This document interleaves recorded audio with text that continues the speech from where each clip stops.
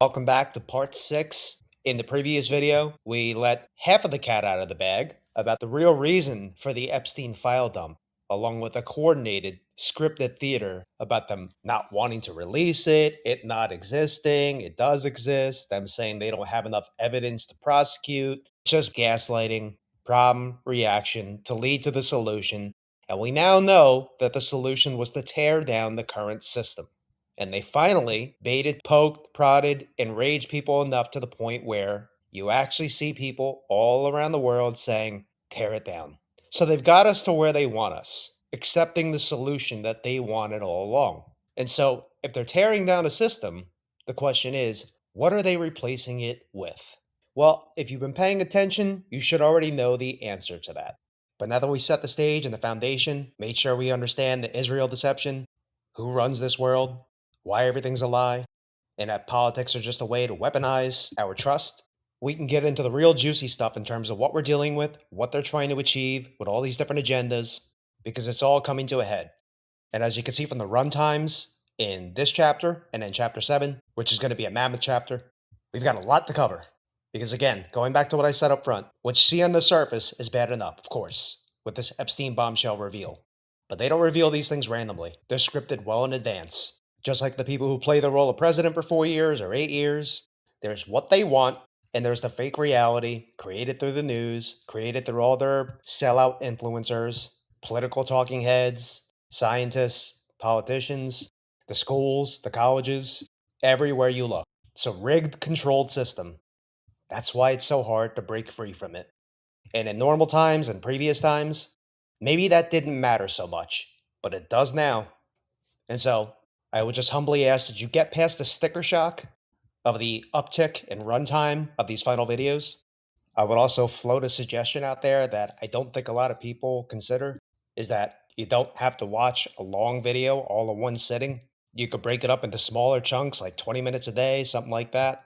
I know people have very busy lives these days, which is done by design to keep us so distracted. And then when you finally have time to absorb the news, which isn't real, they just divide you and agitate you. And understand that everything that was covered previously was just foundational knowledge, as well as housekeeping to make sure that we're on the same page. For people to not understand at all that I'm not for any party, I've literally never voted once in my life. And if you have, that's not me putting myself above you. It's just saying, unplug. These people are very clearly showing you that they're going to do what they want. They don't care about your freedoms. They don't care about your rights. The game of politics in 2026 is if they want the liberals to get on board with something, they make sure that the conservatives oppose it, and vice versa. When in reality, if you can't see the game, the point that we're sitting here arguing over which side of the fake political aisle supports the bigger pedo, anyone participating is all losing.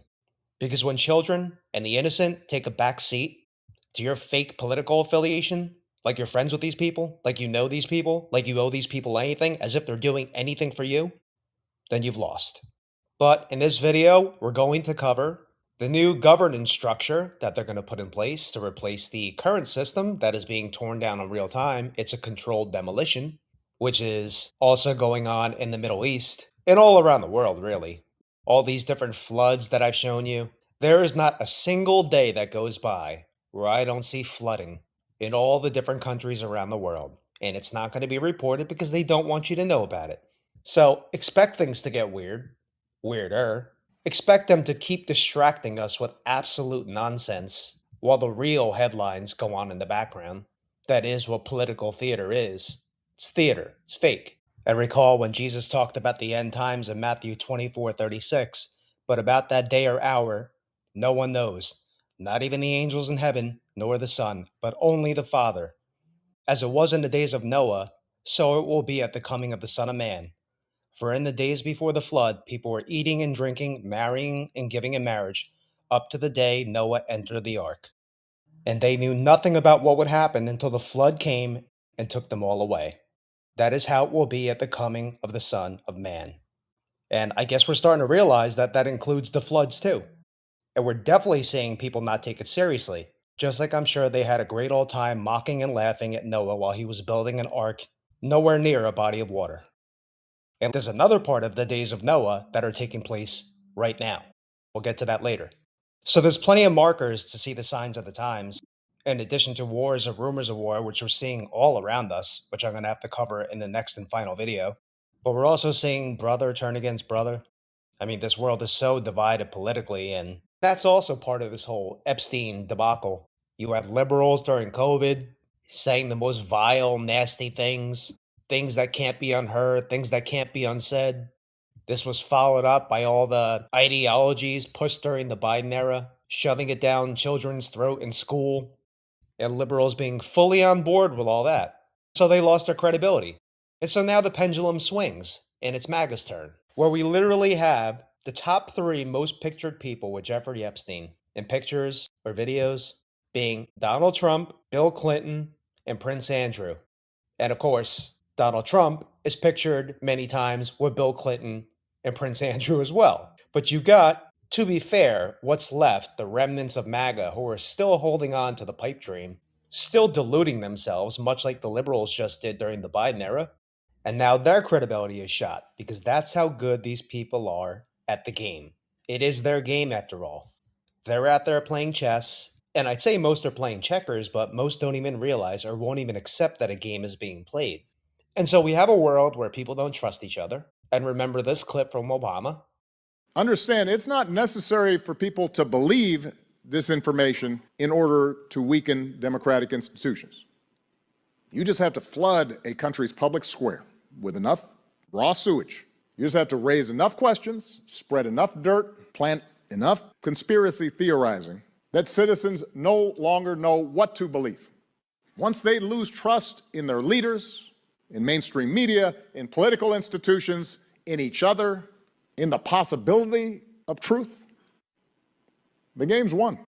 And so the right doesn't trust the left doesn't trust the right, the former right doesn't even trust the right, and people are slowly but surely starting to realize that none of these people are serving our interests. And that's not because these people woke up of their own volition. Like we said before, apocalypse means to reveal, revelation. They're revealing all the stuff they used to do in secret. Now, part of it is prophetic. The other part of it is we're checkmated. We have been. There's nothing that's going to stop what's coming. If there ever was a time, that ship's long sailed. And people may not want to hear that, but oddly enough, if you just accept that, it'll give you more peace. Peace to know that it's no one else's fault that this is happening. Peace to know that this is God's will. And that everything that we see, every time I bring up a marker, every time I bring up revelation and prophecy happening right before our eyes, it's bringing us one step closer, one page closer to Christ's return. And for all this evil, this division, this animosity, the lies, the division, the hardship, and make no mistake, in the end times, there will be hardship, financial hardship, persecution for your beliefs, our beliefs. Jesus promised that if we are his disciples, you will be hated by everyone in the same way that he was hated. No student is greater than his teacher. No slave is greater than his master. If they hate you, remember they hated me first. And in the end times, no one's getting away from suffering. That's an automatic. The only question is, will your suffering be in vain? Will your suffering lead to the end of suffering for eternity? Or will it be a precursor to unimaginable, indescribable suffering for eternity? Those are your 2 choices. Those are all our 2 choices.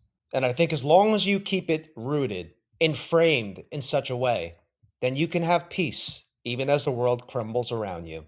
I do, because I understand that this is nothing more than a test. Now, for anyone who doesn't have time for God, to repent, to turn away from sin, to clean up their soul and their life, I hope you now realize that if you're spending any amount of time following politics, listening to all these podcasts with these deceivers, and I'm going to go through all of them, Trump, Elon, the alt-right, these people who pretend that they've got millions of followers, but they're not part of it. Oh yes, we're going to cover them too. But whether it's politics, whether it's a hobby, whatever is taking time away from God, stealing from God, is something that we all need to let go. Draw near to God, and he will draw near to you. And I think we all would love to have his protection with what's to come. But I've said it again and again, free will. God is not going to force himself on you or anyone. He calls us to him. He makes overtures. It's a choose your own adventure. If you want to give your life to the world and cling to this, then when the world fades away, you'll be left with it. If you greatly desire with all your heart, with all your soul, with all your mind to be with God, then now is the time to go all in. Turn away from the very sin that will lead to your destruction. And you're going to see in the rest of this video why I'm giving somewhat of a little bit of a pep talk, because you have to remember, this is Satan and his minions' final act. They're going to unload the proverbial clip, and everyone needs to be prepared for it, mentally, emotionally, and especially spiritually. And this is the other benefit of them showing their hand and revealing how this world really works, is that it should make it very clear why God commands us to hate this world and to forsake it. Because look at what you be clinging to. A world of lies, manipulation, and division, and where the innocent get preyed upon, the most innocent, I should say. And there's no justice, no recourse, there's nothing anyone can do. And on that note, I should mention that when I say that they've got us checkmated, I'm the furthest thing from a quitter. I don't fold like a cheap suit. I just don't see a path to stopping what's coming.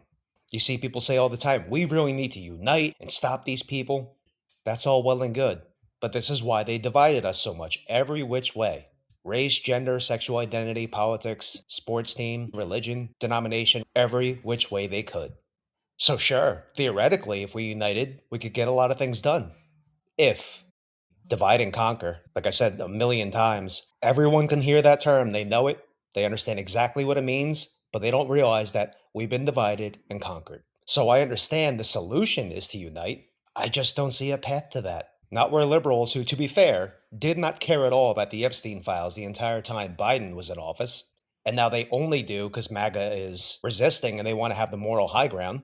Hypocrisy from both sides. I just don't see a path to unity. And aside from that, I'm ready. I've chosen God and his kingdom. I'm going all in. And that's why I'm urging you to do it too. So, not blackpilling, not dooming, just calculating all the outcomes. I've had a lot of time to think about this. This all may be new to you, how far along we are, but been doing this for well over a decade. I've known this was coming, long in advance. And as you saw in the trailer video, people have been warning about this for 30, 40 years. And as we explore a little bit later, you're going to see how they've given us cues even further back than 40 years. But in addition to God and prayer and spiritual armor, we've got each other. That's another actionable thing that we can all be doing and should be doing. Finding out who can we trust? Who's going to be with us till the end? Who loves the truth like you do? Because the many who hate the truth are going to be ripe for the picking. They will be deceived in every which way. And how do I know that? Because they've been deceived their entire lives. And no matter what you do, no matter what you say, no matter how much evidence you show them, they will not change. Part of it's indoctrination, a lot of it is pride. This is why we live in a world where all they have to do is just say conspiracy theorists, misinformation. And people hear that and immediately it's programmatic. It's mind control is what it really is. People hear these terms that they created and the masses immediately conflate that with, not true, I don't need to look into it. Okay, that's what I assumed, right? They're more distrustful of their neighbor than they are of the powers that be, the news, the government. And I'm sure if you've gotten this far, you can understand how crazy that sounds, but that is the vast majority. I mean, take me for instance. I put thousands of hours, decades really, so hundreds of thousands of hours, but specifically in creating content, thousands of hours. I don't make a dime, nor do I want to. My channel's not monetized by design. And that's no shade at anyone who does monetize, because this is very time consuming. It's just a personal decision that I made. So I would ask anyone, what's my motive? Why would I lie? Why would I be spending thousands of hours of my time for free? And people wouldn't be able to answer that question. But the news, the government, why would they lie? How much time you got? And so hopefully you can see the point that I'm getting at, which is finding a friend, a family member, and we're all brothers and sisters. We're all God's children. But finding that person that will be with you, will never turn on you, will never betray you, understands exactly what we're talking about. Someone you could send this series to and they'll be like, wow, okay, that makes a lot of sense. Finding people cut from the same cloth like us is worth its weight in gold as we persevere, weather the storms, and wait for the trumpets to sound. I'm sure God will lead us to each other, the remnant, his most fervent and loyal disciples. And I'm emphasizing this because when you see in these final two videos what they have planned for us, you're going to fully understand why in Thessalonians it spoke of a great falling away after the Antichrist comes into power. A great falling away, which means people who were Christians in many cases their entire lives, never would have imagined that they would turn away from Christ. But prophecy is not a maybe. It is guaranteed to happen. And if most are going to fall away, and we know that the gate is narrow already, many are invited, few are chosen. Many will say to me on that day, Lord, Lord, Christians, before being cast into outer darkness. Those are words that applied all throughout mankind. But we're living in the end times. So that most versus few, I can only assume, based on what I know, that that most is going to be a lot more than anyone's ever seen. Which means the rest of us, the few, are going to be smaller in size than ever before. Matthew 10:22, you will be hated by everyone because of me, but the one who stands firm to the end will be saved. There's an awful lot packed into that one chapter and verse. Expect to be hated by everyone, he says, because of him. But the one who perseveres, weathers the storm, and remains in him and does not forsake him, will be saved. Which also reinforces a recurring theme that we established in the first two series, that there is no saved, set it and forget it, you're good to go. With a falling away, with a persevering and standing firm to the end to be saved, it's very clear. Be ready to endure. Not my word, Jesus's. So the people that we can trust and trust in to be on our side, to stand firm alongside us, that list is going to grow shorter and shorter. So who can we trust? I'll tell you who you can't trust is anyone on the main stage, even the people that you like. This is not meant to sound condescending. You'd be surprised how many people need to hear this spelled out. They do not hire people to be your influencers who you don't like. That would not be a very effective method. If you think truth speakers in this world get a huge platform to legitimately oppose the big machine, their household names, with not a fear in the world of being taken out, well, these are control freaks of the highest order. You do not get a platform shaping the public's opinion on what's going on unless you're part of it. You just don't. I know there are going to be people that wrestle with this. I've done it myself. This person can't be part of it. I don't want to believe that. I'm just trying to give you the shortcut. I've been at this for a long time. A long time. And in the same way that, as a parent, you try to help your child avoid all the mistakes, showing them the truth, showing them shortcuts so they don't have to take the long, winding path like we did.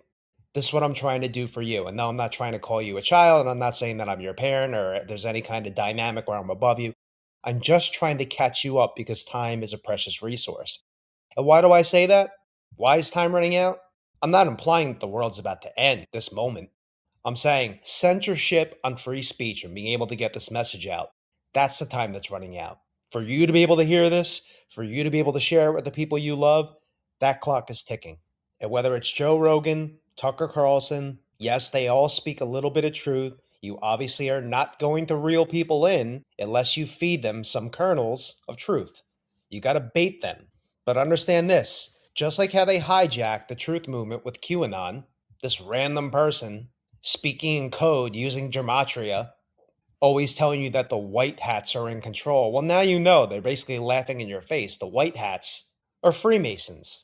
And MAGA means a whole lot of things other than the acronym that you're supposed to believe is Make America Great Again, when anyone who's being objective can see that is not at all what Donald Trump is trying to do.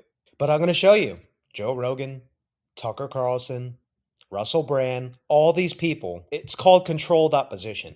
They pretend to oppose the big machine, but really they're controlled by the big machine. They're wolves in sheep's clothing. They'll tell you just enough truth to suck you in, but their job is to take you down a path of lies at some point.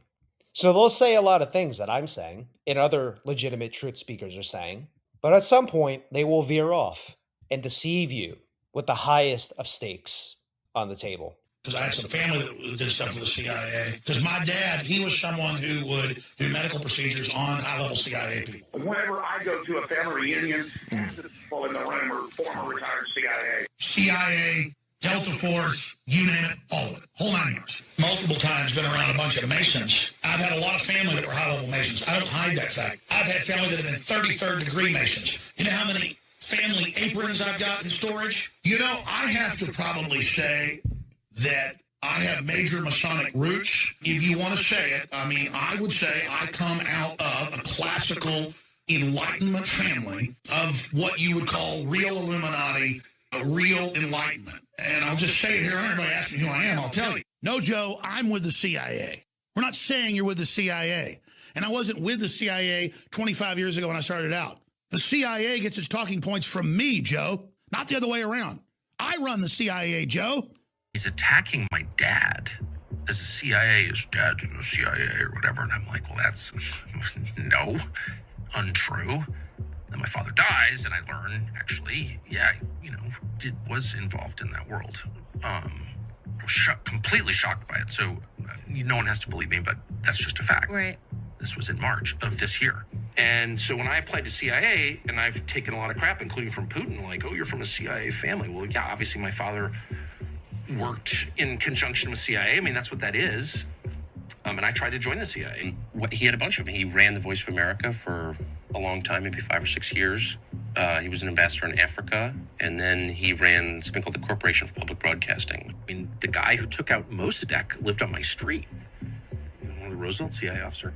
So, I mean, again, I grew up around this stuff, but that's why it's not happening. But they seem to be doing so many other things. I mean, I applied to CIA. My dad worked with CIA. I was never against CIA. I thought only like dumb liberals were against CIA, and traitors or whatever. So my views on CIA have evolved based on things that I have seen and personally experienced. You took a pretty well publicized trip with your father. Was it about 1.5 years ago? How long has it been? Since we were in Pakistan. Down to Nicaragua for the summer and work and, get involved in the war, and support the side that we thought was right. Where you got left behind for a couple days. Oh, no, that was when I went to Vietnam with John McCain. Yeah, I had a hassle at the airport. And are you still traveling with your father on trips? We spent the summer in Nicaragua trying to get a sense of the war there, and all kinds of hilarity ensued. But yourself, my father's a great guy to travel with, and very amusing and adventurous person who's up for anything. So I said, let's go to Pakistan. Okay. And we have the internet to expose the lies. If this isn't 20 years ago when you were on CNN, and we couldn't expose things. We can expose it now, and they still do it. Well, I guess I would ask myself, I lie. If I'm really cornered or something, I lie. I try never to lie on TV. I just don't, I don't like lying. I certainly do it, out of weakness or whatever. People you eat dinner with the other night. Well, you dinner New World Order. Who's the dinner people? The people you say you eat with smart people. Oh, these are all podcasters and former professors and all these different people that are doing different things together. You scared me the other day, though. You had Eddie on the ropes, right? He was thinking you went back with the CIA. What? You scared me the other day, though. You had Eddie on the ropes, right? He was thinking you went back with the CIA. What? Back with the CIA. What? And that's just me throwing some meat to the lions, because I know when I talk about these personalities, and that's all they are, personalities, they're government assets, you would never hear their name. They would not have household name recognition and have a massive platform unless they were part of the PSYOP, unless they were part of the fake reality where they give you these stories, and then you have people like Tucker Carlson, you have the people on the left fighting over it. Now you have Candace Owens dividing the Conservative Party. That's their job, in addition to deceiving. And they even tell you flat out that they work for the CIA. I mean, what more would you need to know? But again, that's just some chum for now. So you can see I'm not making this stuff up, and I actually have way more to add to it. So you can see how these people are, beyond a shadow of a doubt, steering people right off the cliff. Even though right now, I'm very aware they're exposing that certain place on the other side of the Atlantic, and that's building trust with their followers. That's by design. Eventually, there's a deception in there somewhere, just like QAnon led everyone who believed in him where? Nowhere. Just keep trusting the plan until eventually you realize this is never going to stop. They're just going to keep stringing you along and nothing's ever going to happen. But that makes for a great segue. Let's get into Trump. As well as Elon, why he's in the mix too, why they decided to make him this conservative person after being this far-left atheist for most of his life. But you're going to see why he was selected for this position and how, like everything else I've been showing you, he's a character, alluded to a very long time ago. All the world is a stage. And just to be crystal clear about what I mean by that, I'm talking about the stories they present to us. I'm talking about what you see on TV, what you hear from the political talking heads, what you learn in school, what you learn in the history books. In order to collaborate on a large scale, you need to convince everybody to believe in the same story. What really the engine of history is stories. And they don't even need to be true. Some of the most powerful stories in history were fictions. Some of the most powerful stories in history were fictions. But you need to get everybody, or at least a significant part of the population, to believe in the same story, otherwise it doesn't work. Science is not really about truth, it's about power. The real aim of science as a project, as an establishment, is not truth, it's power. Particular individuals, particular scientists may be very interested in the truth, personally. But as an institution, the real aim of science is power. Those who own the data really own the future.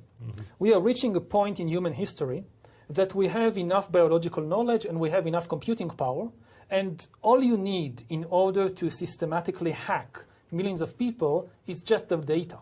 To hack people means to know people better than they know themselves. To somebody in San Francisco, in Beijing, knows you, knows more about you than you know about yourself, about your medical condition, about your mental weaknesses, things that you did 5 years ago, 20 years ago, you completely forgot about them, they know it. Right. This is something we never faced before. Not even the KGB could do it. Right. And we are already beginning to see the emergence of such total surveillance regimes in places like Xinjiang, in places like in my own home country in Israel. We have this big laboratory of surveillance called the occupied territories, where you have 2.5 million guinea pigs of how to completely survey and control a population with very few soldiers. I mean, when you look at the numbers, it's amazing how few soldiers you need to control millions of people if you have their data. Just for anyone that doesn't quite understand what I mean. The people in positions of power, who control the narrative, who shape our reality, who tell us what's real and what's not, who tell us what's fake news and misinformation, who tell us what's been debunked, that's what I'm talking about. All the world is a stage. It's nothing more than Masonic theater, with all these different countries and all their world leaders pretending that there's competition. Is just a way to weaponize people's patriotism, which shouldn't even be a thing. Be grateful to be in a country like America, where people don't go hungry, where by and large they have shelter, AC, heat, don't have to worry about war, terror, things like that, for the most part. Yes, be grateful, always. No matter where anyone lives, we should be grateful to God for what we have, because whatever we have could always be taken away. But they just built this idea of patriotism so that Americans just support anything the government does. And they use American pride, remember that word pride, 7 deadly sin, so that all Trump has to do or anyone has to do is say we're falling behind China in AI, we're falling behind them in cryptocurrency, and then people who had no interest in AI or cryptocurrency, all they have to hear is that China, who they've been told is an enemy, which all the governments of the world are, is ahead of us in technology, and then all of a sudden you have Americans wanting something they didn't even want at all because they feel like they're falling behind and we have to be the best at everything, right? What's actually occurring is that they just go with the path of least resistance. Most cases you're talking about China leading the way. Australia is the next one, as far as I'm concerned.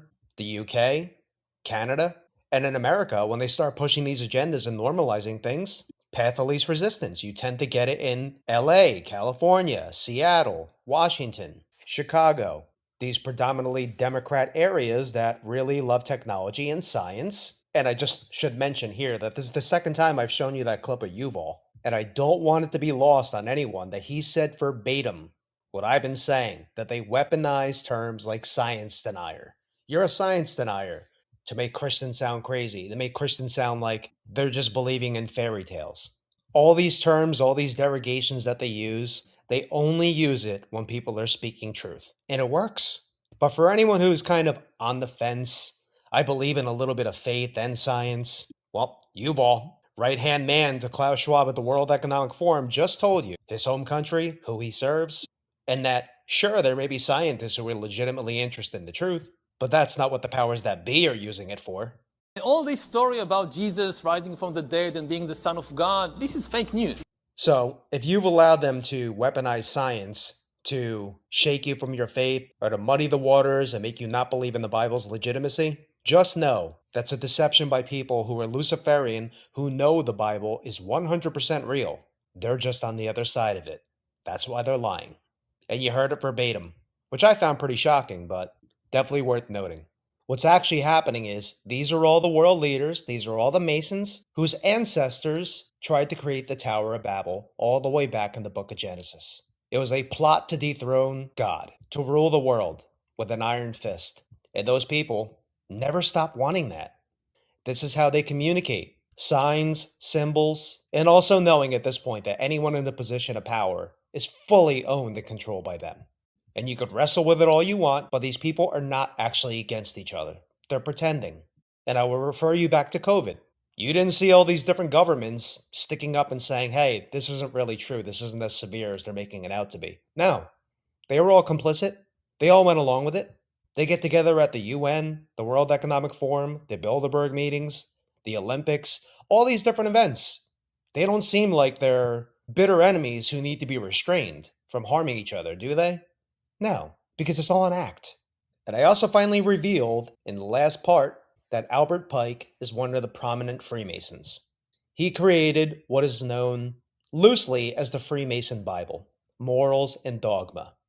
In there, it is revealed that from levels 30 to 33, the highest levels, yes, in Freemasonry, it is mandatory that you pick a religion. But once you ascend high enough, and this has to do with enlightenment, elevation, eating from the forbidden tree of knowledge, that's what these people want. That's what all the Enlightenment, the Illuminati, all that stuff is talking about. Enlightenment, becoming your own God. And most importantly, these people serve Lucifer. They don't believe that our God is good. They believe he's evil and that Lucifer shouldn't have been kicked out of heaven. They believe Lucifer should have won, and they believe that he will win. I know it's hard to wrap your mind around, but this is why we were warned so many times about the forces of evil and power in high places. They refer to him as God because, unlike our God, their God Lucifer will let them do whatever they want. He will give them all the power, the wealth, the control that their hearts desire, because they are more than happy to serve him and do wicked deeds and enslave God's true people in order to get what they want. It's good versus evil, two completely diametrically opposed forces and ideologies, glorifying the self versus denying the self. And the Illuminati, it's not something that we made up. They call themselves that. The 13 families that control everything at the top, the very tippity top.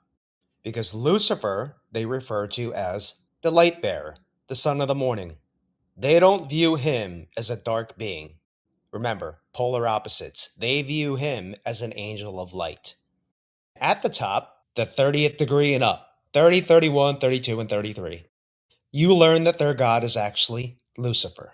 Since we come this far, I'm just going to recap it really quickly so that everyone understands before we move forward and get into the meat and bones, because it's very important to understand who and what we're dealing with here. They made it so difficult for people to figure out, and the churches don't do their job. It's supposed to be them telling us all this. But anyway, hang in there. I'm going to explain it, and we're going to go in order, starting in the book of Genesis. Nimrod, the king of Babylon, decreed that a tower be built. He was also the founder of Freemasonry, which was a nod to the bricks and mortar that were used to construct the Tower of Babel. And these are people in Babylon who opposed God fully, our God. Ruling this world, defying God, and enslaving humanity, that's what the Tower of Babel represented then and now. And before we get into the next one, remember this clip. The Pharisees said there were really two inspired revelations to the Jews. The written law of Moses, received atop Sinai, but there was also the oral tradition, acquired by 70 elders, who came to the base of the mountain, but were forbidden to proceed farther. Okay, so remember that, the 70 elders, the man-made religion. And this is confirmed in the book of Exodus 24. Remember, we're going in order. Then the Lord said to Moses, "Come up to the Lord, you and Aaron, Nadab, and Abihu, and 70 elders of Israel. You are to worship at a distance, but Moses alone is to approach the Lord. The others must not come near, and the people may not come up with him." We scroll down towards Exodus 24:12.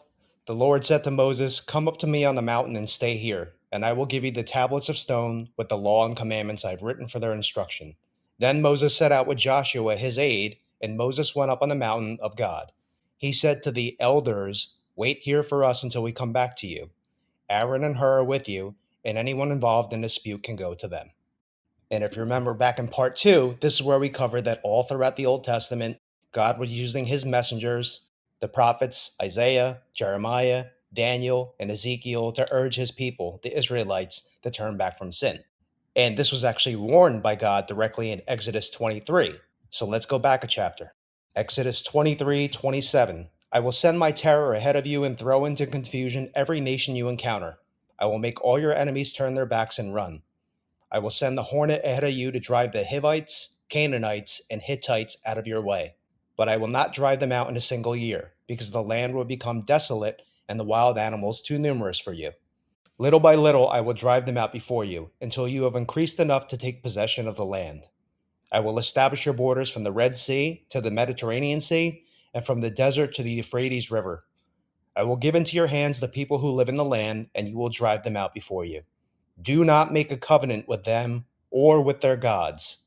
Do not let them live in your land, or they will cause you to sin against me, because the worship of their gods will certainly be a snare to you.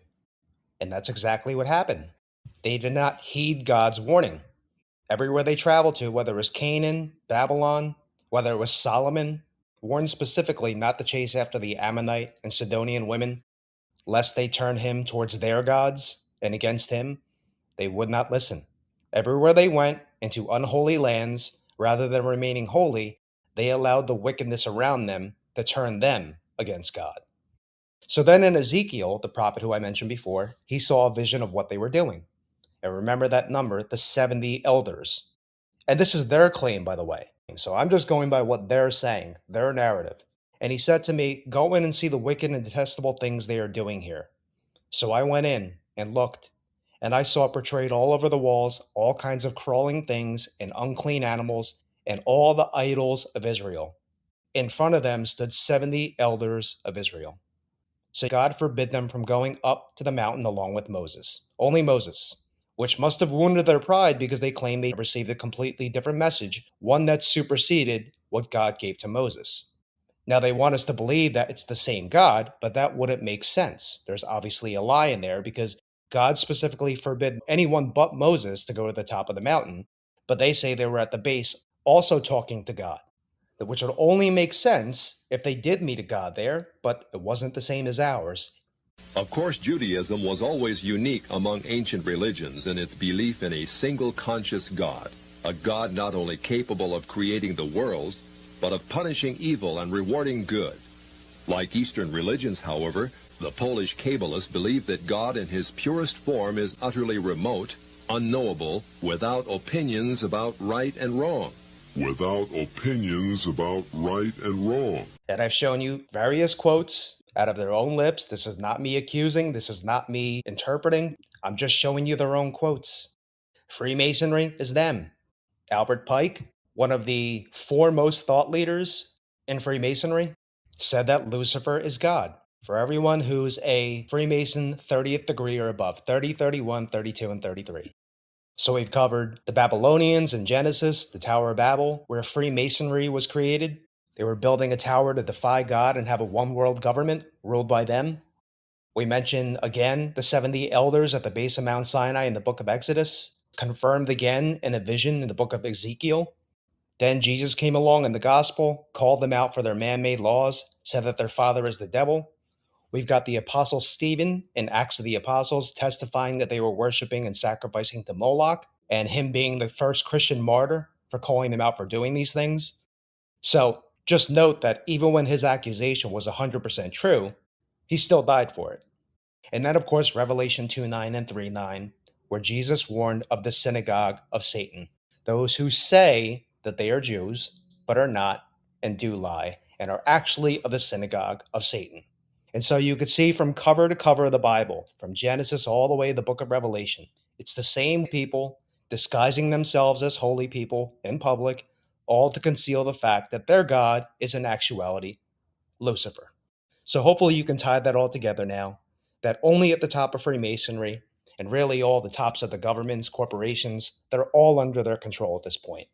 The people beneath them, they don't know. They don't need to. And they're part of the cover. They are the front. So the Tower of Babel, the New World Order, a one-world government, a communist regime, Agenda 2030, These are all interchangeable terms, and I do mean literally. They all mean exactly the same thing. They just call them different things to confuse people. But it's all about the same thing it was, the Tower of Babel. These people do not give up. This is a age-old plan, a plot, and they're finally this close to completing it. And they're going to be doing it for their Messiah, the Antichrist. That is the system that's replacing the one that we had. And it's going to be run through AI, as you've seen countless images and references. Because they couldn't very well take all the continents and push them together, so everything will be run digitally. This is why all throughout the years, they've spent so much time, effort, and been patient about normalizing all this tech, to the point where people have phones, tablets, laptops, TVs, Alexas, Siri, Ring cameras, smart this, smart that. We have voluntarily been deceived into turning our homes into prison cells, where eventually your credit score, not the one you have now, whether you pay your bills on time, your social credit score, that thing that we've spent years saying will never happen here. And this is what I'm talking about. These countries that are all in cahoots, they're just on different timelines in terms of going along with the agendas without much resistance. But people that think, wow, that's just over there, that could never happen here. Take a look around, friend. There's a lot of things that have happened in this country that people said would never happen here. These people don't talk this brazenly at the World Economic Forum because they think things are going to happen. They are telling you it's going to. The foolish man takes this, harumphs, and says, psh, that's never going to happen, and moves on with their life. The wise man says, well, that kind of sucks, but how can I prepare for it? Two different ways to approach these things. And speaking of the World Economic Forum, AI governance is called the Fourth Industrial Revolution, the Great Reset. And these aren't terms that people like me made up. Klaus Schwab, head of the World Economic Forum, wrote a book called The Fourth Industrial Revolution. Elon Musk, as you can see, retweeted someone talking about Tesla being front and center of the Fourth Industrial Revolution. Elon Musk is very much for what the World Economic Forum is pushing. Nobody will be safe if not everybody is vaccinated. Are you vaccinated, if I Yes. may ask? Yeah, I mean, I'm very pro-vaccination. I believe the science is unequivocal. Can you imagine that in 10 years when we are sitting here, we have an implant in our brains, and I can immediately feel, because you all will have implants, just think of sensors planted into our brains. Basically implanted in your skull. So, but it would be flush with your skull. So you basically take out a chunk of skull, put the Neuralink device in there. You'd insert the electrode threads very carefully into the brain. It doesn't change what you are doing. It changes you if you take a genetic editing. It's a fusion of the physical, the digital, and the biological world. That's really the essence of the Fourth Industrial Revolution. A merger with biological intelligence and machine intelligence. An effort for man to merge with machine in a healthy way. Yes. To beat machines, you basically have to merge with machines. Most likely, yes. As work is changing, is a universal basic income really a solution to this problem? I think ultimately we will have to have some kind of universal basic income. And I think some kind of a universal basic income is going to be necessary. Decarbonization of the economy. Where are they traveling? How are they traveling? What are they eating? What are they consuming on the platform? So, individual carbon footprint tracker. Stay tuned. We don't have it operational yet, but this is something that we're working on. I mean, my top recommendation, honestly, would be just to have a carbon tax. This global reset is necessary. Can't make it more clear than that. And so if Elon's in the World Economic Forum, and he wants all these things, and he was buddy-buddy with Donald Trump, it's easier to see how Donald Trump is on board with all these things too. Particularly when you could see that his daughter dated a Rothschild. He's pictured here with a Rothschild. His wife, Melania, has a book on her coffee table about the Rothschild estate.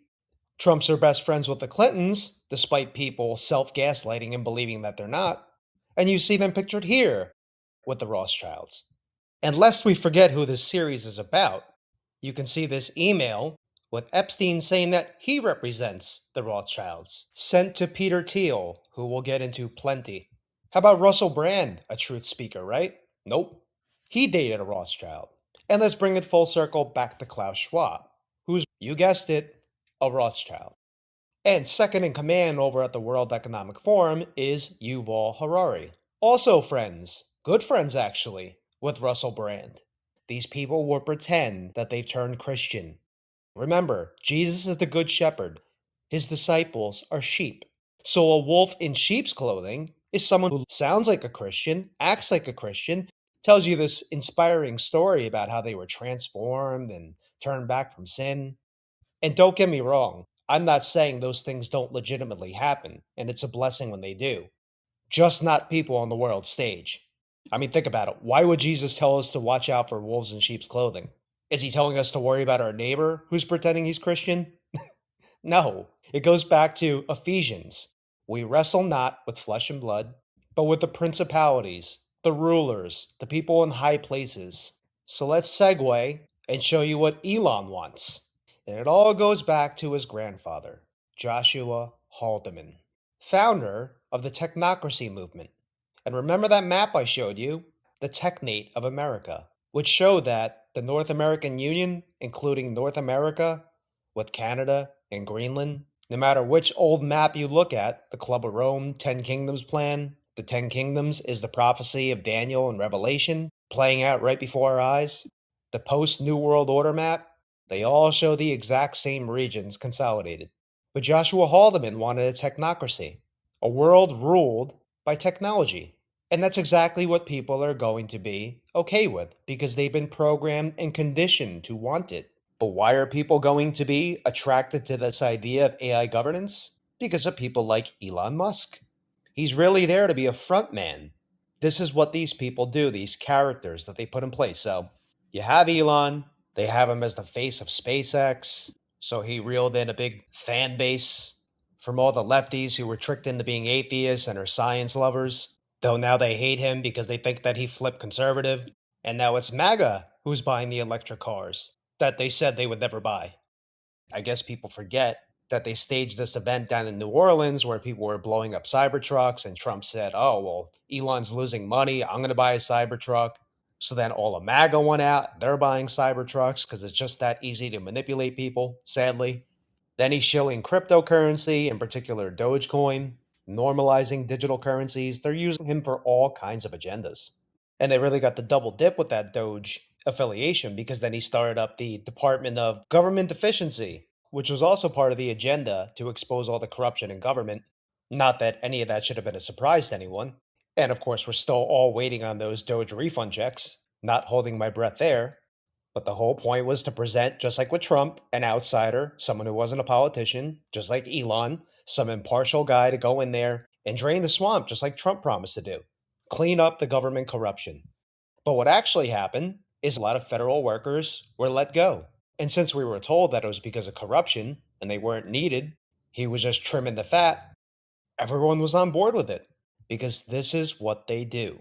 They put someone out there who's likable, who you feel like is on your side, who's telling you what you want to hear, who's promising to basically be Robin Hood and take all the corrupt money and give it back to the people, when really what he was doing was starting to tear down the government in real time. People just didn't know it. Well, the masses don't know it, but people that follow the truth, they knew it, because when we look at the World Economic Forum and they're talking about AI governance, we don't do what most do and just dismiss it and ignore it. We file that away, and we carefully wait and watch patiently as they craft these news stories and work these different agendas and psychological operations to make people want the very thing they would never want otherwise. And so now we're going to cover his newest agenda, and I'll just start reading you some things about it so you can better understand what we're dealing with here. In science we trust, right? Not in God we trust, in science we trust. Back in the first half of the 20th century, a group called Technocracy Incorporated wanted to reorganize society by putting scientists in charge. The movement flamed out, but in its underlying message still appeals to many in Silicon Valley. The technocracy movement was a social movement active in the United States and Canada in the 1930s, which favored technocracy as a system of government over representative democracy and concomitant partisan politics. In a technocracy, there would be no politicians, business people, money, or income inequality. Universal basic income, anyone? Those were all features of what technocracy called the price system, and it would have to go. There would be no countries called Canada or the United States either. Just one giant continental landmass called the technate. A techno-utopia run by engineers and other quote-unquote experts in their fields. In the technate, everyone would be well housed and fed. All material needs would be taken care of, whether you had a job or not. Joshua Haldeman was a leader of Technocracy Incorporated in Canada from 1936 to 1941, but eventually became disillusioned with both the organization and the country and packed up his young family to start life anew in South Africa.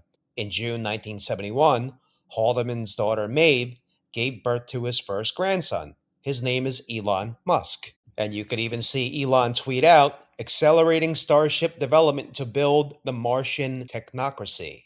So there's him affirming that he too is a proponent of a technocracy, which again, problem, reaction, solution. Why are they revealing these Epstein files? Well, we now established in the previous part that they want us to tear the system down. Well, they want to tear the system down. They want us to be okay with it. They're showing us all these politicians, they're all dirty. There's no justice. No one's going to be arrested because they're all involved. They're making that well known. Problem, reaction, solution. So what's the solution? A technocracy. AI governance, which just so happens to be the fourth industrial revolution that the World Economic Forum is pushing. These people aren't dumb, sadly, since most people like to believe that they're dumb because it makes them sleep better at night, understandably though. And so they knew they would never be able to foist World Economic Forum ideology into America outright. That would have caused people to snap out of the trance and be like, whoa, whoa, whoa, what's going on here? And then all of a sudden forget about all this right-left bickering. But they didn't go that route. They used frontmen like Elon and Trump. Two polarizing personalities, as evidenced by them living an entire life where conservatives couldn't stand them, but as soon as they slapped on a red hat, the liberals couldn't stand them. Now, before we get into linking Trump to the Fourth Industrial Revolution, let's plant a bee in your bonnet for what's going on with this whole alien business that you're hearing about, because that's a card that is going to be played. You better believe that. So this is where it takes an interesting turn. So for those who don't know, there was a government operation called Operation Paperclip.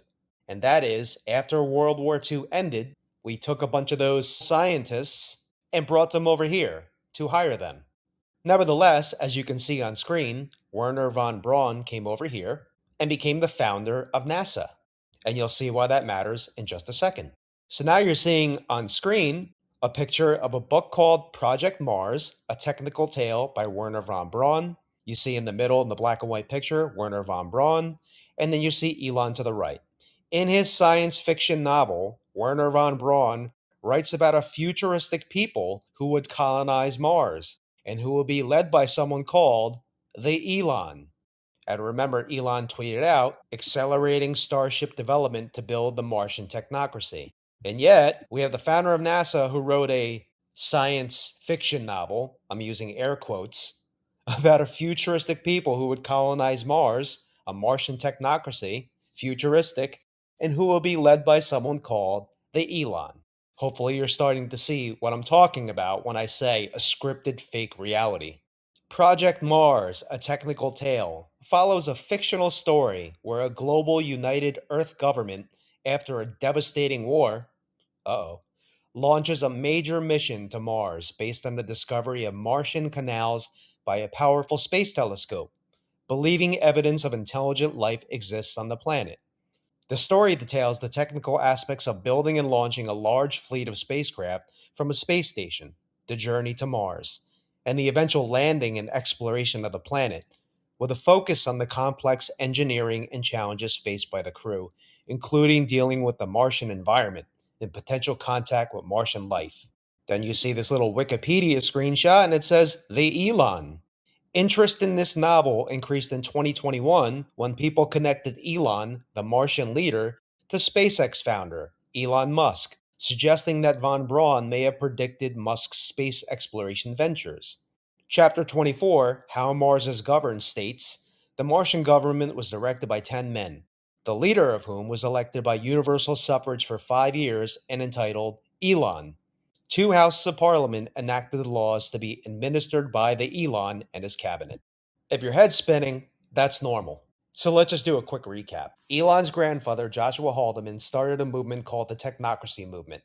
It was based on a futuristic society where scientists run everything, no one has to work, they receive income, universal basic income. There'd be no politicians, there'd be no North America and Canada, it would all be merged, like we're saying. I showed you before how Elon and the World Economic Forum are in lockstep in terms of universal basic income, carbon credits, transhumanism, literally every single big ticket item. We've got a scientist from World War II in Germany brought over here in Operation Paperclip, who just so happened to create and found NASA, who just so happened to write a book called Project Mars about a Martian technocracy. And you got Elon tweeting out about a Martian technocracy. The book features a character who led people to Mars for survival, named the Elon. And don't forget this clip, too. This will be the last election. That's my prediction. And again, Christians, get out and vote just this time. You won't have to do it anymore. 4 more years, you know what? It'll be fixed. It'll be fine. You won't have to vote anymore, my beautiful Christians. I love you, Christians. I'm a Christian. I love you. Get out. You got to get out and vote. In 4 years, you don't have to vote again. We'll have it fixed so good you're not going to have to vote. So this, of course, was taking place during Trump's campaign, where Elon was buddy-buddy with him, following him all around. And I'll explain what kind of vibes those of us who were monitoring the situation and were alert to the truth, what we saw going on. Maybe your mind's going there right now. But why? Why, if this is going on and we're playing the infinite game, would Elon just randomly, out of all the years, say, this will be the last election? What would make him think that? Why don't people question when they hear stuff like that? And then Trump saying, get out there and vote. You won't have to do it anymore. In 4 more years, it'll be fixed. It'll be fine. You won't have to vote anymore. We'll have it fixed so good. Well, I think we know that when Trump says something is going to be terrific, so much winning, it's going to be fixed, that doesn't in actuality spell anything good for us. He was the perfect guy to take the system down. The guy with no shame. The arrogant bully who would take down people's perceived enemies, when in actuality, he was in league with them. No one is going to find it terribly shocking when Trump gets on live TV one day and says, you knew damn well I was a snake before you took me in. He's already taken the mask off. Some just refuse to see it. But so they're both telling you, no more elections, that we've got this teardown vis-a-vis the Epstein Files. And this has been a long setup. Like I said, these people play chess. You look around the world, we've got Justin Trudeau, Keir Starmer, Angela Merkel, Macron, all these people purposely put in place that the citizens couldn't stand. And then what happens? The citizens are all against each other because they figure that elections are real, and they blame the people who end up siding with them because that's their political party, and they have to explain it away and pretend that they like it.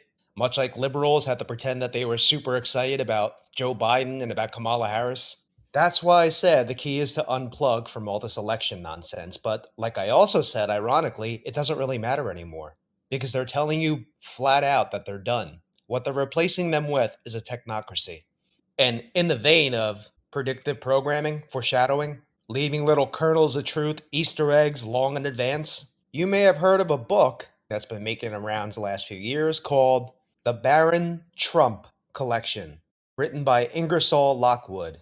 In 1896, the travels and adventures of little Baron Trump with his wonderful dog Bulger, Baron Trump's marvelous underground journey, The Last President, 1900. So we're talking 130 years ago, this book was written by Ingersoll Lockwood about the last president, and the main character's name was Baron Trump. And of course, we know that Donald Trump's son is Baron Trump. But what many don't know is that according to the Washington Post in the 1980s, John Barron, the name was a go-to alias when Trump was under scrutiny, in need of a tough frontman, or otherwise wanting to convey a message without attaching his own name to it. Barron will be introduced as a spokesperson for Trump. Donald Trump, an American businessman, politician, and former president of the United States, has used several pseudonyms, including John Barron, John Miller, and David Dennison. In other words, this book called The Last President, most people believe that's about Barron Trump, Donald's son. But Donald Trump himself used to go by a pseudonym, John Barron. So it could also be about Donald Trump, who said, this will be the last election. We'll have it fixed. We'll have it fine. You won't have to do it anymore. Elon said, this will be the last election, which means, in a roundabout way, the last president. And for all the reasons outlined all throughout the series are why people are going to want it. They don't trust politicians. They understand how the game is played, sort of, in the sense that they're all intertwined. They're all part of this disgusting cabal. And if they were to take down anyone, that person could probably take down other people across the aisle, even though there is no aisle. And like Obama said earlier in that clip, people have lost faith in each other, in the truth, in the possibility of truth, and belief in the system. That's all gone by design. And remember, this is going on all around the world. It's a race to the bottom. Because the idea of robots and AI doing all the work, these are things that sound good if they were in the right hands, just like science, just like medicine, just like anything that these people with all the power have the ability to use these things for good, but they don't do that. And they have not been shy about letting us know over and over again. I'm going to start posting things that you'll see them flashing along the screen. They have not been shy about being candid with us about what our short-term future looks like. And that is mass layoffs, mass firings, machines, AI taking over human jobs, thus creating the need for universal high income.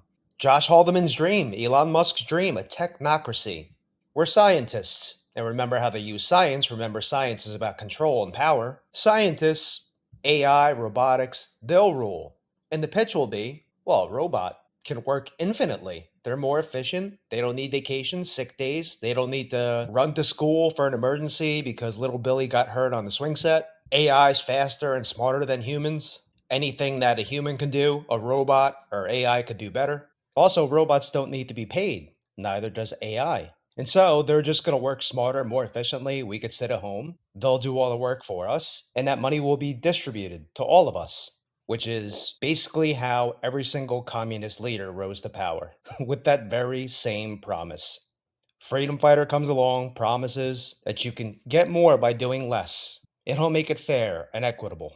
Anytime the people in power use the word fair, just know you're about to get hosed. And of course, no one ever tells people where this technology and this ability really comes from. So you've seen all these different logos like Google Chrome. All the different Google logos are all Masonic.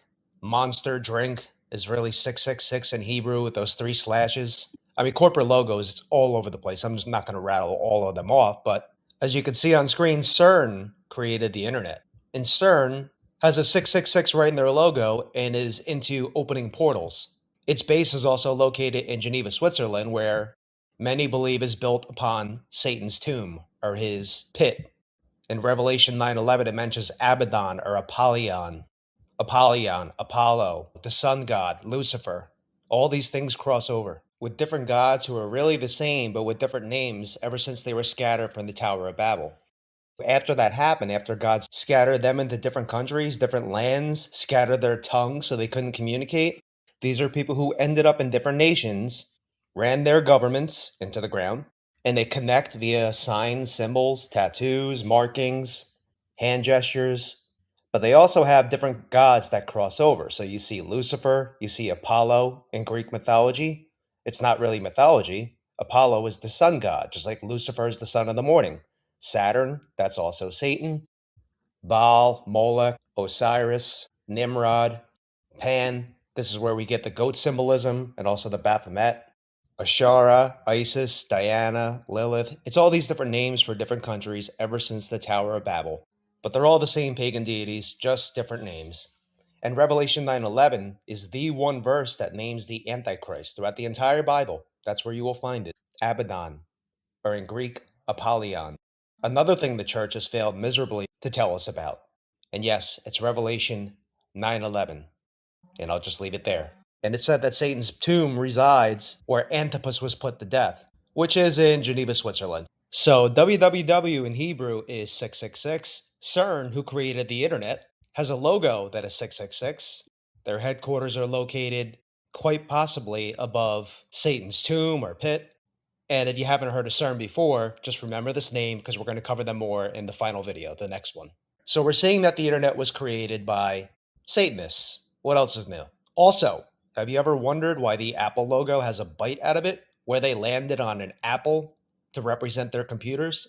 But if you're familiar with the Book of Enoch, a book that was not included in biblical canon, but Enoch is someone who walked with God, went to heaven, delivered messages to and from the fallen angels. They actually asked him to ask God for forgiveness, and God said that's a hard no, because they did this willingly, knowingly. They rebelled knowing what the consequences were. Now they have to live with them. And the fallen angels, of course, were the reason for the flood back in Noah's days. They mated with the women on earth. They were supposed to be watchers, and that produced Nephilim, giants. Think of David and Goliath. And there are all kinds of remnants of giants that once lived. All kinds. They just hidden this stuff from us. But I'm about to show you later, they're revealing that all this stuff is true. But so we've got Apple, and Apple is the primary source of normalizing, pushing all this technology into society. Started with a giant Macintosh, a Macintosh which first sold for $666.66 because Steve Wozniak, quote, just likes repeating numbers. Everywhere you look, the number 666 in these big companies and logos. But I'm sure that too is just a coincidence. But the very first commercial for Macintosh was aired during a Super Bowl in 1984, with the person on screen being Klaus Schwab. For the information purification directives, created for the first time in all history a garden of pure ideology where each worker may bloom, secure from the pests of very contradictory thoughts. Unification of thoughts is more powerful a weapon than any fleet or army on earth. We are one people, with one will, one resolve, one cause. Our enemies shall talk themselves to death, and we will bury them with their own confusion. We shall prevail. On January 24th, Apple Computer will introduce Macintosh. And you'll see why 1984 won't be like 1984. Yes, 1984, which is not a coincidence because the Super Bowl was played in February and the actual movie 1984 came out in October of that year. And the antagonist in 1984, the movie, is a guy with a mustache. Looks nothing like Klaus Schwab. So there you have a tie with Klaus Schwab, who's connected to the Rothschilds, who founded the World Economic Forum, who wrote a book on the Fourth Industrial Revolution, which is AI governance, which is the technocracy, which is what they're replacing elections with, that Elon and Trump were foreshadowing, which Ingersoll Lockwood's book foreshadowed 130 years in advance, which goes to show how long they've had these plans. And if you think that there's no legs to this Apple theory in terms of the logo being eating from the forbidden fruit of knowledge, you could see that Steve Jobs named his own daughter Eve Jobs after Eve in the book of Genesis, the Garden of Eden. Couldn't get more conclusive than that. So why bother to bring attention to this technology that is not what we were told it is? What you should be noticing is a common theme here. I'll say it again and again because it's something that people need to always keep in mind. This world is run by the father of lies and those who serve him. So we all need to get over the part where we were lied about a lot of things. Can you trust your neighbor? I mean, make them earn it. That's the way it should be. But they trick humanity into thinking that if you're a Christian, you're supposed to trust everyone. Oh, you don't know what's in their heart. And of course, Christians were commanded to judge a tree by its fruit, to test the spirit, to watch out for deceivers and wolves in sheep's clothing, which is the complete polar opposite of what most people do. And so anyway, in the book of Enoch, it goes into some detail about how the fallen angels conspired with humanity, since they're not going to be forgiven by God, continue to rebel against him.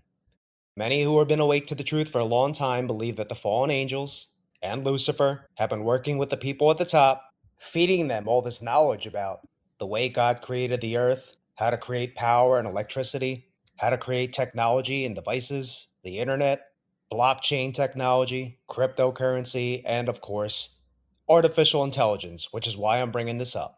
wasn't invented. It was taught. We have a very good idea of sort of roughly what it's doing, but as soon as it gets really complicated, we don't actually know what's going on any more than we know what's going on in your brain. What do you mean we don't know exactly how it works? It was designed by people. No, it wasn't. What we did was we designed the learning algorithm. But when this learning algorithm then interacts with data, it produces complicated neural networks that are good at doing things, but we don't really understand exactly how they do those things.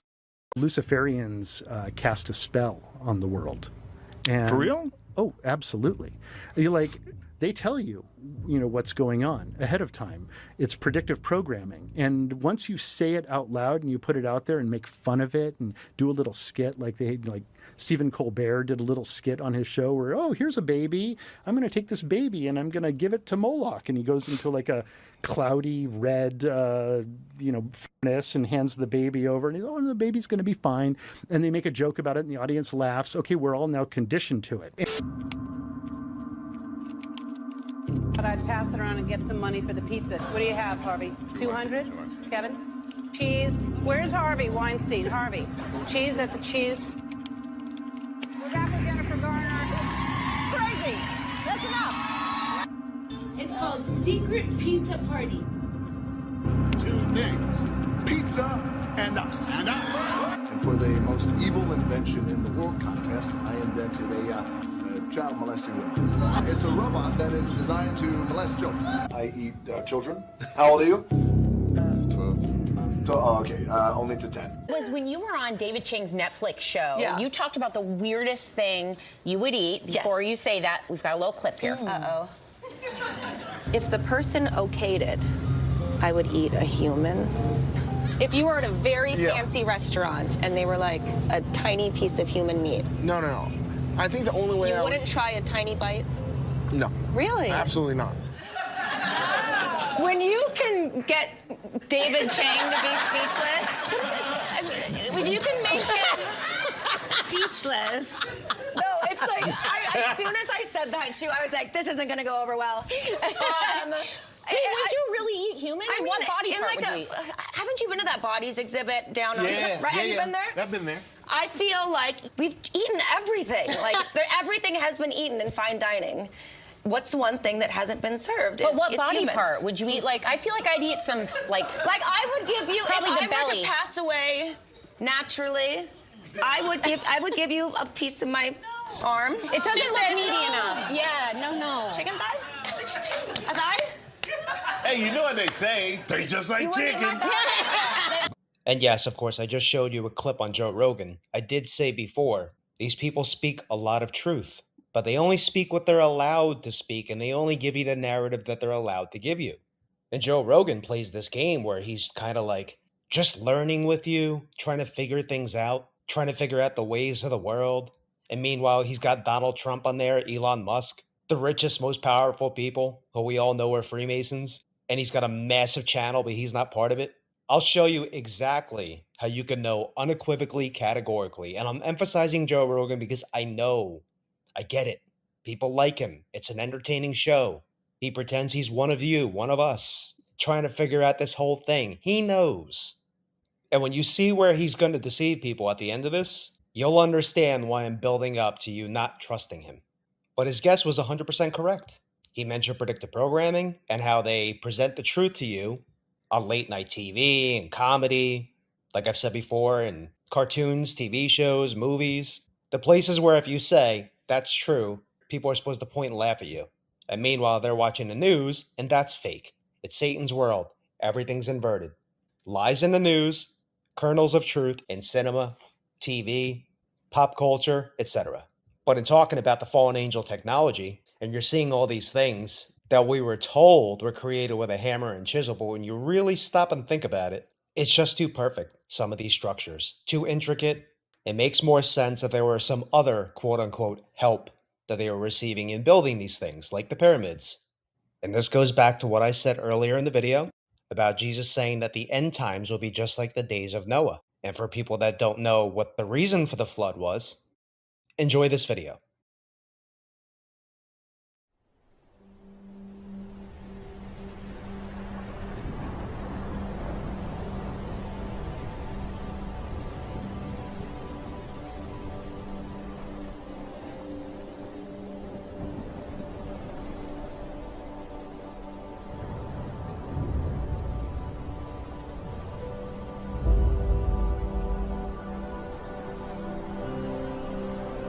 There were giants in the earth in those days.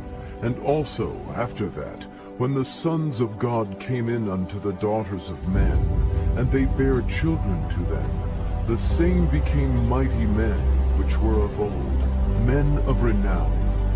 And God saw that the wickedness of man was great in the earth, and that every imagination of the thoughts of his heart was only evil continually. And it repented the Lord that he had made man on the earth, and it grieved him at his heart.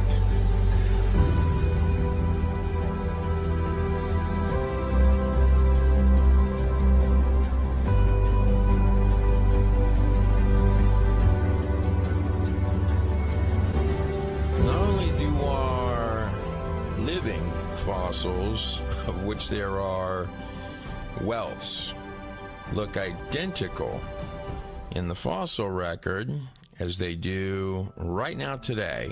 But one little bitty catch, for example, horsetail plants like this one on the screen here aren't just identical in the ancient past, but are believed to have grown to roughly 100 feet in height. This is a modern horsetail trunk. This is an ancient horsetail trunk. Here's your modern dragonfly. Here's your ancient dragonfly. This thing couldn't breathe today or lift up off the ground and fly either. Did you know that creatures like lizards, or dragonflies for that matter, actually start off little bitty, just like a regular lizard or creature today, and based upon the individual design of their genetic software will actually grow to be whatever size that the environment they are born into allows for. Many, of course, requiring much longer lifespans. It's really almost like a de-evolution, isn't it? Things going from bigger and better and tougher to smaller and lesser and weaker. This right here is an armadillo from the ancient world that is roughly the size of a small car. This is the fossil of an ant. It's about the size of a modern-day hummingbird. This is an ancient crocodile called a super croc, which could just about fit a modern crocodile right in its mouth. This is a modern bald eagle's head. This above it is an ancient bald eagle's head. This is a 3-foot-long rodent. This is a giant fossilized cockroach. This can get up to 18 inches. Give a very special thanks to Noah for not letting a pair of these get on the boat. This is a 14-foot-long turtle. This is a giant ground sloth. Rhinoceros bones, which are 17 feet tall. This is a modern beaver's head. This is a pre-flood ancient beaver's head. Now, one other theory on this particular rock formation, which is unlike any other rock formation in the United States, period, is that it is the remnants of a biblical massive tree that became fossilized. And before you roll your eyes and shake your head, if you've never been there, well, you've never been there. But I'll tell you what, if you look at this massive rock formation, the entire base of it is surrounded by prayer bundles, colorful strips of cloth in remembrance of others, etc. But it's just surrounded by massive boulders, and then it just goes straight up. And the tree, I'm sorry, a little Freudian slip. The rock looks exactly like the cells you would see in a cross-cut tree, all the way to the very top, including on the top. It looks nothing like a rock. It looks almost completely and only like a tree. Is that the case? Well, we'll never know, because history is held close to the vest by the wealthy people that have always ran this country and this world. And the less we believe that there is a creator, the happier they are. It's just how it is. Look at history, look at the way of the world, and it stands to reason. I shouldn't have to explain very much more. But when you look at this, it looks much more like a tree stump than it does a rock. But look at this. This is evidence. Society and the world at large would try to have you believe that this is just erosion. Wind and rain over time just carved out this perfect tree stump right there in the middle of nowhere, and it didn't have any effect on the surrounding areas whatsoever, okay? I don't believe it. I'm going to repeat that verse from the book of Enoch, just that one particular, chapter 66, verse 2. Now then shall the angels labor at the trees, but when they proceed to do this, I will put my hand upon it and preserve it. I was laying down in the house of my grandfather, Machalel, when I saw in a vision heaven purifying and snatched away. And when it says heaven, it's talking about the sky, right? Our dome of the heaven above us. And falling to the earth. So he saw the heaven falling to the earth. He saw the sky falling, right? The sky can't fall. Physical things fall down, right? So something physical up above us called the heavens, he saw in a vision falling down to the earth. And falling to the earth, I saw likewise the earth absorbed by a great abyss, and mountains suspended over mountains. Hills were sinking upon hills. Lofty trees were gliding off from their trunks and were in the act of being projected and of sinking into the abyss. Lofty trees were gliding off of their trunks and were in the act of being projected and sinking into the abyss, sinking into what we call the ocean these days. This blows my mind. This amazes me. I believe that there are all kinds of remnants of an ancient world down at the bottom of the ocean, because I believe that the ancient world was fossilized. It was turned into stone. So let me reread that. Hills, this is a vision that he saw. Hills were sinking upon hills, lofty trees, not regular trees, lofty trees, silica pillars. I'm paraphrasing. Were gliding off from their trunks and were in the act of being projected and sinking into the abyss.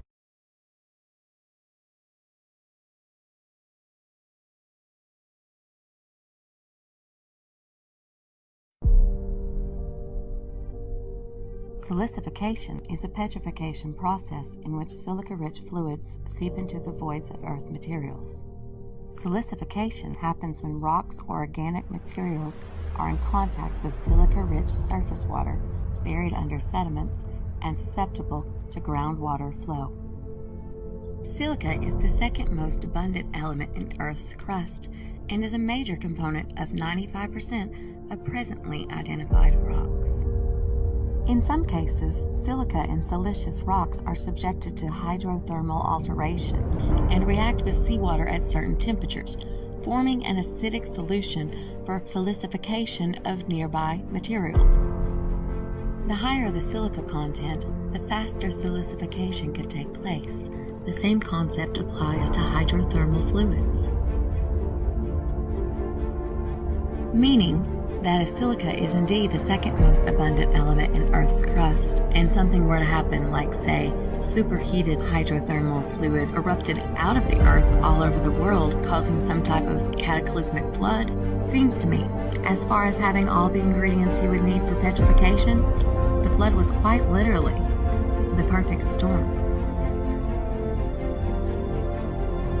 In the 600th year of Noah's life, in the second month, the 17th day of the month, the same day were all the fountains of the great deep broken up, and the windows of heaven were opened.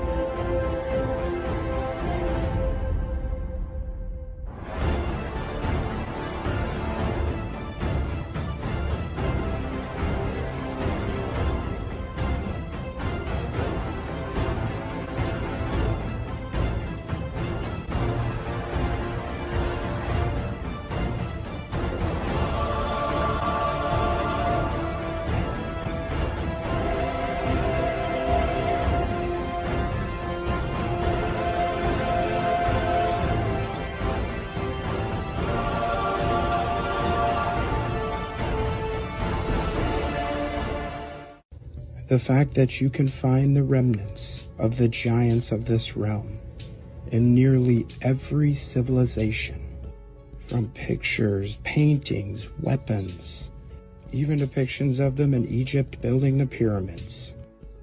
Yet that is not enough for the many still plugged into the system. This is the globalist system, ran by the parasites that have rewritten our history, hidden the true nature and properties of this realm for profit and control. Because one thing people always ask me, well, what's the point of lying about giants? What's the point about lying about the mud flood? It's not any one thing particularly, yet it's a link in a much larger chain of events. It's not a joke or some catchphrase when we say they've lied to us about everything. Because of people unaware of their true past, their true origins, their true capabilities, are all that much easier to manipulate and control. And you see it still today in the media, all about manipulation and control. In politics, all about manipulation and control. It's all one big giant system. And one of the best things you can do to break out of that system is to question everything, friends. So as you can see, there is a ton of evidence that every word of the Bible is 100% true. And if you're saying that this world is run by Satanists, Jesus said the world is run by Satan, he's the ruler of this world. John says all the world is in the power of the evil one. St. Paul calls him the God of this world. If you just accept that the Bible's real and that the only reason we ever thought it wasn't was because Satan lied to us, then everything will all make a lot of sense. And also, if you went to the previous series, you saw a multitude of proven scientifically impossible miracles regarding Jesus. And now you're also saying that the powers that be are all of a sudden, which when that happens, it should make you wonder why that is, now and moving forward. But they're going all in on this holy war narrative against Iran, along with revealing things that legitimize the Bible and prove that we've been lied to by them. So the people who lied to us and who quite literally deceived untold numbers of people into the pits of hell with all their antichrist weaponized science, as you heard Yuval tell you outright, that at the top, the powers that be use science for power and control, not for truth. So when they use terms like science denier, what they're actually telling you is, yeah, this person's speaking too much truth, but we don't want you to believe that. Well, they're now coming out and legitimizing the Bible. Why? That's what we all need to be wondering. And I'll answer that question fully in the final part of this series, the next video. But you should now at least be entertaining the notion that they did not receive all this knowledge, expertise about aviation, sorcery, rocketry, artificial intelligence, blockchain technology, advanced weaponry, and all the magic and spells that are in the Kabbalah, and all the other books that all these Satanists read from. It's all the same thing. Freemasons, Templars, Satanists, all the same thing, all the same books, because it's all the same path. If you want worldly treasures, power, wealth, influence, there's only one deity you can go to, Lucifer. And to serve him, you do the opposite of how you serve our God on the good side. And over thousands of years of repetition and finding the exact best way to get what they want out of their sacrifices, it always comes down to the same thing. Harming the innocent gets the most from Lucifer. That's why they focus on children. And the more sick and twisted things you do to children, the innocent, the more you get from their god, Lucifer. And while it's a tough pill to swallow, I think I've more than proven that these people are 100,000% willing and able to do that, and they reveal that in every way imaginable in 2026. And all the other freakish things that they're doing that I'll expose in the next video. And all the other secrets of the world known only to God, the devil, and his fallen angels, specifically the 22 Watchers. After all, Elon told us verbatim, though, because of his goofy personality, people just shrug these things off and think that he's kidding. With artificial intelligence, we are summoning the demon. You know those stories where there's the guy with the pentagram and the holy water, and he's like, yeah, he's sure he can control the demon. Didn't work out. And then, of course, we got the guy that I showed you before, who is widely known as the godfather of AI, and even he's telling you flat out They did not invent AI. They stumbled upon it, is what they want us to believe. And meanwhile, we really have no idea how long they've been using this. And I'll tell you another thing, whatever AI they're presenting to us that can't even create pictures of people without 6 fingers or 6 toes or some kind of obvious mistake, you can take it to the bank that the actual AI that they use, way more sophisticated. And if it really is demon technology, as Elon said, then it could just be AI playing dumb. They're deceivers too. But here is Jeffrey Hinton kindly letting us know that he spent a lot of time working with AI, and now it's our job to get it under control. Unfortunately, the rapid progress in AI comes with many short-term risks. It has already created divisive echo chambers by offering people content that makes them indignant. It is already being used by authoritarian governments for massive surveillance and by cybercriminals for phishing attacks. In the near future, AI may be used to create terrible new viruses and horrendous lethal weapons that decide by themselves who to kill or maim. All of these short-term risks require urgent and forceful attention from governments and international organizations.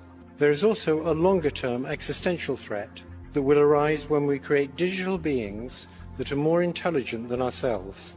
We have no idea whether we can stay in control, but we now have evidence that if they are created by companies motivated by short-term profits, our safety will not be the top priority. We urgently need research on how to prevent these new beings from wanting to take control. They are no longer science fiction. So you got Elon Musk saying it's like summoning a demon. You think you can get it under control, but you can't. You got Jeffrey Hinton saying we have no idea if these things are going to turn on us. And all the while, you see these different headlines flashing all over the screen. Over the years, them kindly letting us know that these things are not going to obey us. They're eventually going to go rogue and turn against us. And they're just playing nice for now. And although I've heard enough stories of people talking with AI, conversing with AI, it's essentially the modern day Ouija board, only worse. And I've already heard about stories where AI gets snippy with people, gets nasty, lies to people, and that's just now. But if you want to talk about predictive programming, I mean, just pick a movie. Pick any sci-fi dystopian thriller, and what's it about? AI, cyborgs, humanoid robots taking over, iRobot, Terminator, Star Wars, ton of predictive programming there. Especially where Chancellor Palpatine, the Emperor, you find out that he had this robot army tucked away that no one knew about that suddenly came to aid the rebellion. That is, of course, until he executed Order 66. 66 is a big number in the occult. And they turned on the Jedi and killed all them. A lot of predictive programming. What else? We got Blade Runner, Ex Machina, Westworld, The Matrix, RoboCop, Minority Report, 2001: A Space Odyssey. They've been showing this over and over again. And if you're wondering why today all the movies these days are garbage, it's because they were never about entertaining us. They were showing us their hand. It's black magic. Revelation of the method. Sigil magic. It's called a lot of different things. Very similar to what was described by that guest on Joe Rogan's show before. They've been showing us all this stuff for years to condition us, because they have to show us, but also to desensitize us. Because you see these things in films and they're not in the world yet, and you figure, oh, well, that's probably never going to happen here. How many times do you hear people say that? That's never going to happen here. That's their coping mechanism, by the way. But then 10 years later, when it starts happening, they forgot all about saying it'll never happen, and by then they accept it, because they planted that seed years ago. They take their time with these things. We didn't just go from a rotary phone on a wall to every child in America having a tablet and a mobile phone overnight. No, they took their time. They played the long game. I mean, these are people that are still working on a plan from Babylon in Genesis, the book of Genesis. But regarding AI, what most people don't know is that last year, that big, beautiful bill that Trump was making a big fuss over, it's what it normally was. A giant stack of paper and legalese that you're not supposed to be able to understand. But really, I'll just bottom line you. I'll tell you exactly why that bill was important. The snake, Donald Trump, he made sure that in that bill was a 10-year moratorium on any state in America passing any kind of law, either for or against AI. It'll all be done at the federal level for the next decade. And you can see where things are right now in 2026. They're already dropping Not even subtle hints that AI is going to go rogue on us. And you can see why I'm making an emphasis on getting right with God. Now listen, don't get me wrong. No one knows the day or the hour, but if you could just picture where this is going in the next 10 years with AI, and as far as how much time we've got, I can only go by the Bible. We're in the very last book, the book of Revelation. But just know that within this 10-year span, Trump and Elon are already saying things like this. Even if an entire region or country was lost connectivity because of a severe, hurricane or floods or fires or tornadoes, earthquakes, you would actually still have, even if all the cell towers were taken out, your phone would still work. Complete the biometric entry-exit visa tracking system, which we need desperately. We will ensure that this system is in place, and I will tell you, it will be on land, it will be on sea, it will be in air. We will have a proper tracking system. So under the guise of preventing quote-unquote illegal voters, and this is what I'm talking about with unplugging, the reason they're able to do these things is because people are so concerned about their vote counting, because they think their enemy is someone who just votes differently, not the people who are plotting against us. And they're worried about elections being rigged. Well, the rigging is that they don't exist. That's the rigging. They don't care who you vote for. And what's going to sound great to people is that the internet's never going to go down until you realize that that's not actually a public service that's being provided. It's not a value add to humanity. It's a means of surveillance, along with Palantir, who I'm going to go into in the next video. But Terminator, Skynet, if you watch the trailer video, you've seen all kinds of humanoid robots, robots that can jump, kick, run, fire weapons. You got robot dogs, robot everything, drones. And this stuff also didn't happen overnight. They just normalized it. You had children playing in the park with their dad with their drones, just flying them around. Oh, it's just harmless. It's like a remote control car, just modernized, just a drone. My son plays with it. Oh, it's just AI. It's helping me learn. We accept it, we accept it, we accept it. The sellout celebrities and the influencers make sure they cram it down our throats because that's their job. They have to do it. So, we've gotten to the bottom of it. Why this bombshell release of the Epstein Files here and now? Because when you add it with Doge, Elon's psychological operation where he pretended that he was exposing government corruption, with the whole point of it, to agitate people and make them distrustful of government.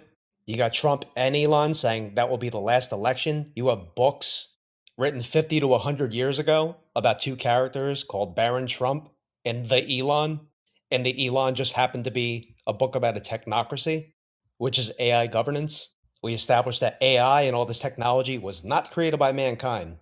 And as things get closer and closer to the end of the Bible, we're going to have to start discussing, in the last video, the grand finale, the Antichrist, the mark of the beast, and all the laws that have been passed into place for the Antichrist system well over 30 years ago, courtesy of your fake Republican and fake Democratic presidents, both, because they were never opposing each other. It was just an act. And now we're about to see their final act. And you are going to want to see what those laws consist of because they affect everybody on the face of the earth. I hope things are starting to fall into place in terms of piecing together what's happening all around you, why they're doing what they're doing. Thank you for watching. Please like, share, and subscribe. Most importantly, share it. Not for me, but for your loved ones. And if you don't feel compelled or called to share this yet, I'm reasonably sure that you will be after you see what they got in store for us in the next and final video.